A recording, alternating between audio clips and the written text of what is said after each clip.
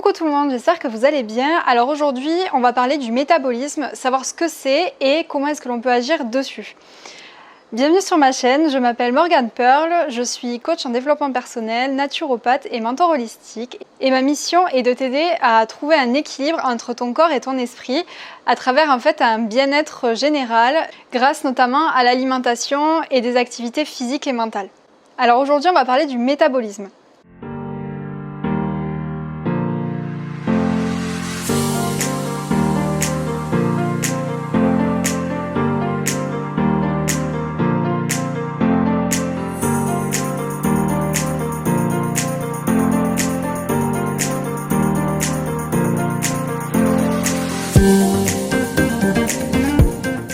Alors déjà, qu'est-ce que le métabolisme et pourquoi le métabolisme est important ?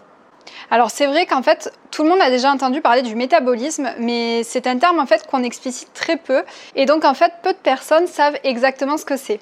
Alors tout d'abord, ce qu'il faut savoir, c'est que même au repos, notre corps, il brûle des calories et il dépense de l'énergie. Il a constamment besoin d'énergie pour faire fonctionner nos organes, rester en vie ou encore créer des nouvelles cellules. C'est ce qui permet à l'organisme de survivre et c'est ce qu'on appelle aussi le métabolisme de base. Donc c'est finalement le minimum dont vous avez besoin pour survivre de manière à maintenir votre corps. Alors même s'il n'est pas possible de connaître exactement son métabolisme basal, nous pouvons quand même nous en approcher grâce à des formules. Les 3 choses dont vous aurez besoin, c'est votre taille, votre poids et votre âge. Je vous mets le calcul juste ici. Donc ça, c'est le calcul très scientifique que vous pouvez bien sûr tester chez vous. Moi, je l'ai fait pour connaître mon métabolisme de base. Après, bien évidemment, vous avez plein de sites pour pouvoir calculer votre métabolisme de base et pour pouvoir calculer vos calories sur la journée, les calories dont vous avez besoin. Donc ensuite au métabolisme de base, on ajoute d'autres facteurs puisque effectivement votre corps il va avoir d'autres dépenses que celui du métabolisme de base. Et il y a par exemple des sites internet qui vous proposent de calculer l'apport calorique total dont vous aurez besoin sur une journée en fonction de votre activité physique. Donc ça vous permet d'arriver à votre total calorique. Alors vous avez notamment un site internet qui est pas trop mal fait par rapport à ça, par rapport à ces méthodes de calcul. Le site Ali Alabara, je vous le mettrai en barre d'infos pour que vous puissiez y aller directement et remplir uniquement votre poids, votre âge et votre taille. Et vous n'aurez pas effectué tous les calculs avec les puissances, etc. Ces calculs-là, ils vont vous donner d'abord votre métabolisme de base et ensuite ils vont vous donner plusieurs déclinaisons d'apport calorique total que vous pouvez avoir sur une journée.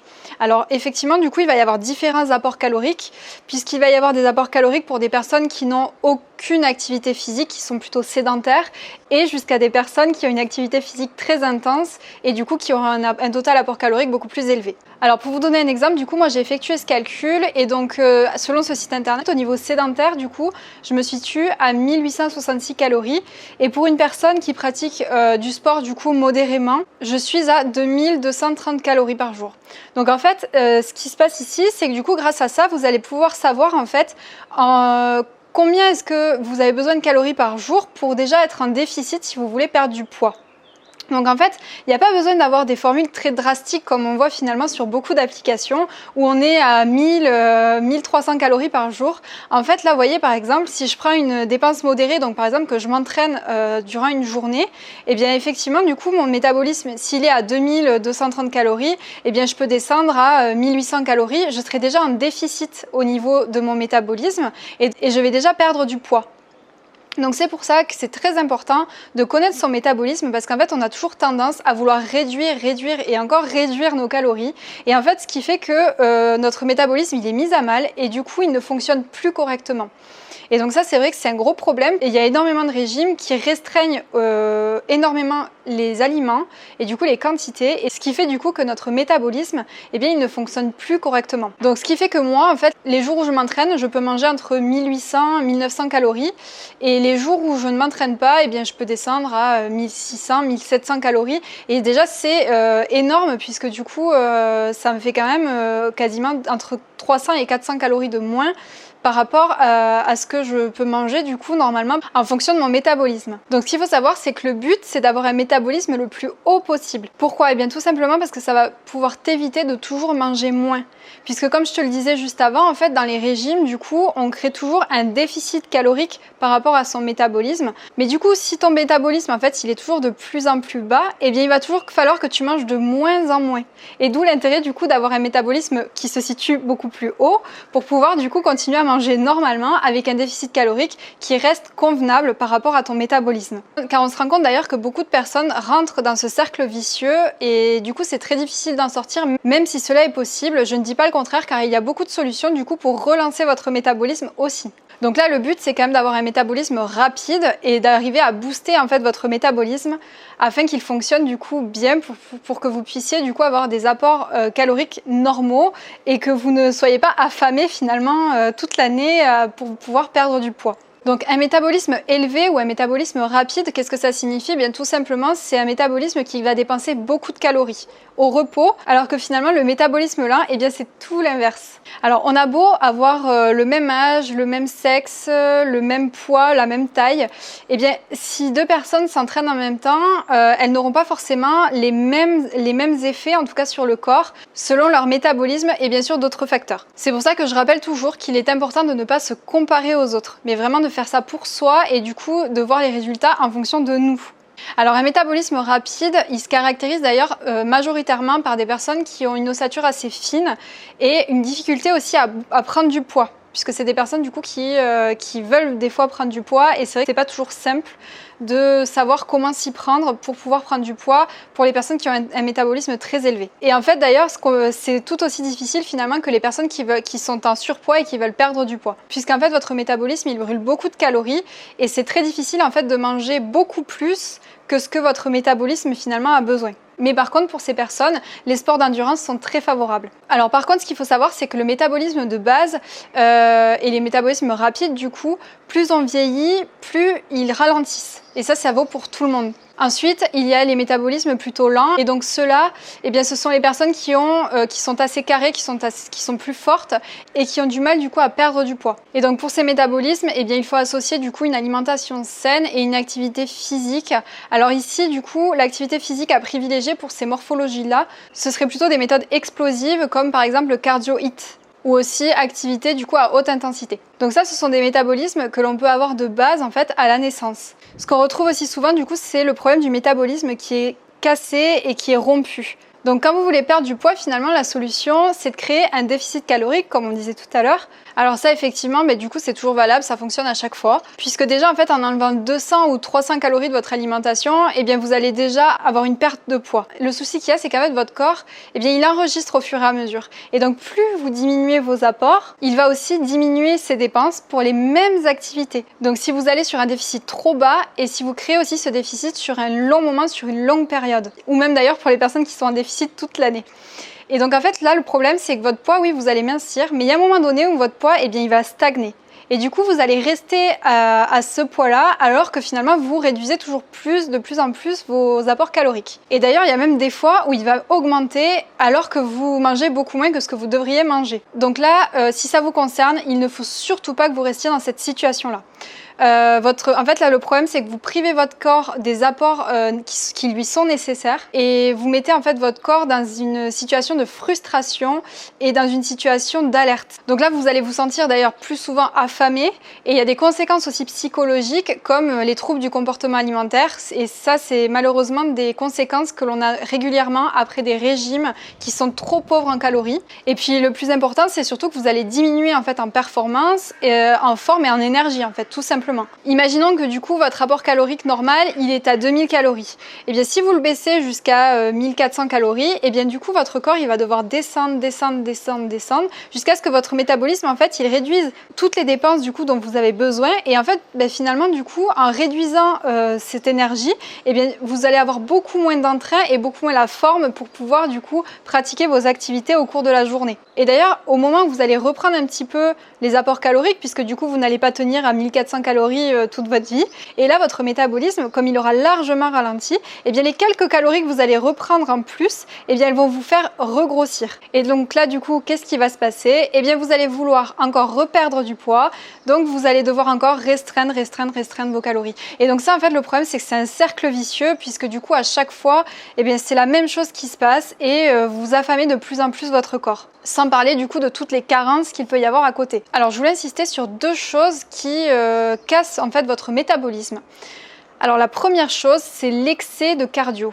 Pourquoi? Alors ajouter du cardio en fait à vos activités physiques, ça il n'y a aucun souci, puisque bien sûr ça va rentrer dans une idée de brûler finalement des calories. Donc là il faut que vous vous posiez les bonnes questions. Quelle est la meilleure façon du coup de créer un déficit calorique? Est-ce que c'est par une activité physique ou est-ce que c'est par l'alimentation? Ou est-ce qu'il faut faire les deux finalement? Moi ce que je vous conseille évidemment du coup c'est d'allier les deux, en ayant du coup une activité régulière, mais aussi en combinant du coup une alimentation saine. Même si on sait du coup que c'est surtout le déficit alimentaire qui va venir vous faire perdre du poids. Et oui, donc le métabolisme, il va diminuer si vous faites trop de cardio. C'est ce qu'on appelle d'ailleurs du coup la thermogène adaptive. Ça vient du coup en fait surtout au niveau du surentraînement, au niveau du cardio, même s'il y a aussi le côté de la restriction alimentaire. Finalement, ça va un peu avoir la même conséquence que lorsque tu mets ton corps en famine, que tu l'affames. Du coup, c'est en fait une protection générale du corps. Le corps, du coup, il va se sentir en danger puisque ce sont des activités en plus qui sont souvent faites sur un court terme. Vous allez par exemple aller courir tous les jours pendant 3 semaines